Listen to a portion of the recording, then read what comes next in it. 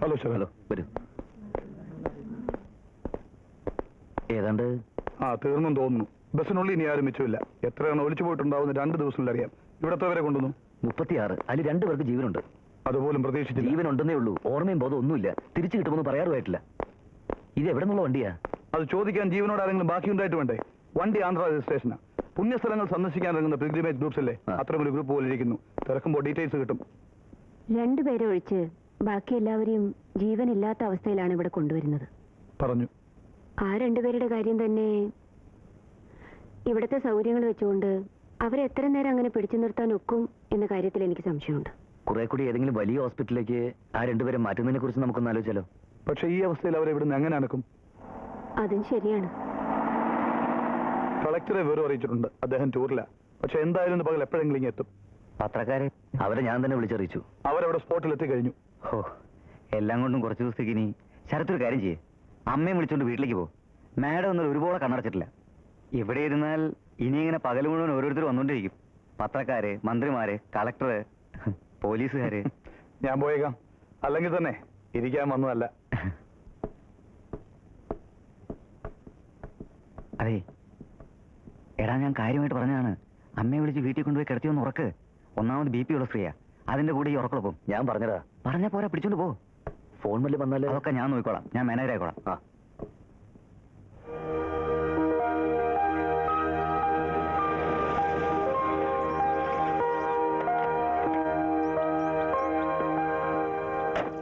ഇനി കിടന്നാ ഉറങ്ങുമെന്ന് കണ്ടറിയണം. കണ്ണടച്ചാ കേൾക്കുന്ന ട്രോളികളുടെ കരച്ചില. അതൊക്കെ ഉറങ്ങിക്കൊള്ളും. അമ്മ അതെല്ലാം മറന്ന് കണ്ണടച്ച് ഗുരുവായൂരപ്പാന്ന് വിചാരിച്ചൊരൊറ്റ കിടപ്പ് കിടക്ക്. ആര് വിളിച്ചാലും ഞാൻ കൈകാര്യം ചെയ്തോളാം. അച്ഛനേരെ ആര് വന്നാലും ഞങ്ങളെ 2 ആളും വിളിക്കണ്ട. മുട്ടിയ കേസുലാണെങ്കിൽ മാത്രം എന്നെ വിളിച്ചോ. എന്നാലും അമ്മയെ ഉണർത്തരുത്. എന്തെങ്കിലും ഒന്ന് കഴിക്കാൻ. ഒന്നും വേണ്ട, ഞാനൊന്ന് മയങ്ങാൻ നോക്കട്ടെ. എനിക്കൊരു ചായ എടുത്തരേ. ഓ,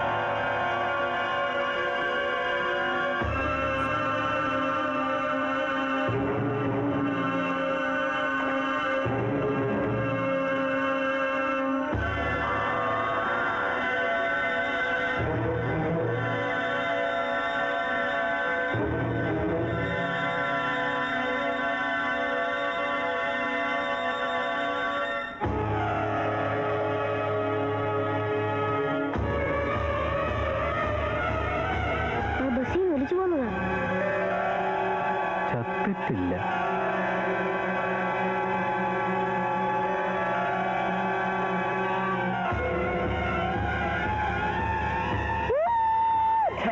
നില്ലടാ, ഞാൻ പറയാം.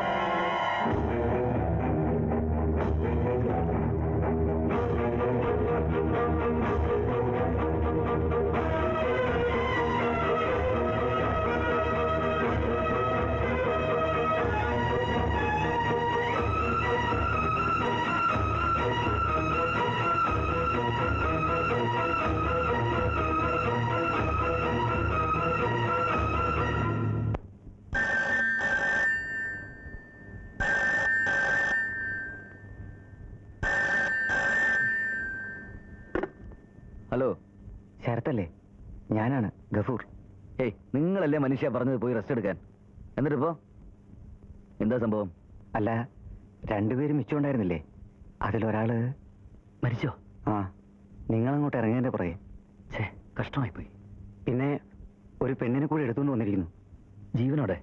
അതെ, ജീവനുണ്ട് എന്നേ ഉള്ളൂ. ഒലിച്ചു പോയിട്ട് അങ്ങ് താഴെ കാട്ടിന്റെ ഭാഗത്ത് നിന്ന് നാട്ടുകാരെടുത്തുകൊണ്ട് വന്നിരിക്കുക. ഞാൻ അമ്മയെ വിളിക്കാം.